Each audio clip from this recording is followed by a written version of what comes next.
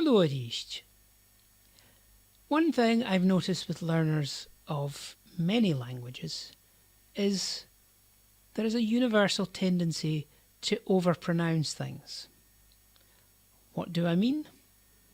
Hello, my name is Neil Tracy, instead of hello, my name is Neil Tracy. Now, some degree of overpronunciation is probably a good thing for a learner, as when we say things too relaxed, then quite often we lose some of the subtleties of pronunciation, things that may not help us later on. But one place where we do have to think a bit more is in the case of stress. Consider this. I live in a green house. Now, you probably didn't have any difficulty understanding that I was talking about the colour of my house. But quite often, I will hear learners in my classes of English pronouncing a greenhouse as greenhouse, even though it's one word and pronounced as one word, because they see the two elements, green and house, and treat them as separate words. That's part of their overpronunciation. It is a greenhouse instead of it is a greenhouse.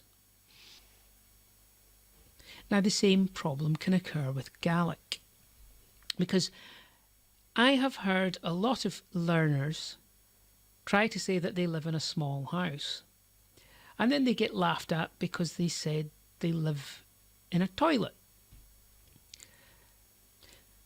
But actually I find the opposite is more common. People who need a pee saying that they want to go to the small house. You probably already know the Gaelic for toilet, as it's one of the things that's first taught. And there it is there. Let's have a listen to how that's pronounced on the Learn Gaelic dictionary.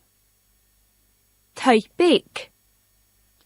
Now, that's fairly overpronounced because it's aimed at learners, but you should still be able to hear that this is typic and not typic. It's not two words, it's a compound word. If we listen to what they have on the Fackler Beck website, they've said it in a much more natural way. Typic. Typic. So there you go, the stress is on the bic. This is no different from greenhouse in English, because, well, I suppose it is in one way, because greenhouse has the stress on the first syllable, but typic has the stress on the second syllable. However, that's a fairly academic distinction, because in both cases the stress has gone on to the adjective, green or bic. So the pattern that we have there for forming these compounds is essentially the same. The stress has been lost from what we see as the main noun part and it's moved on to the adjective. Same thing with the scian dhu. You'll know a scian dhu as something that's part of Highland dress, a small knife that sits in the sock. But if we said scian dhu, it would be a knife that is black. I happen to have a cooking knife that is black. It's a scian dhu, but it's not a scian dhu.